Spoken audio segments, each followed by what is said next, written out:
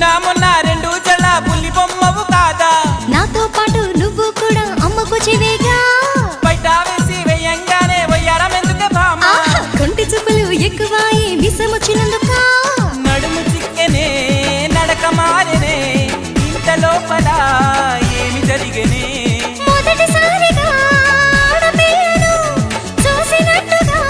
మైకం నీకు తమలపాకు మమ్మల్ని సొక్కు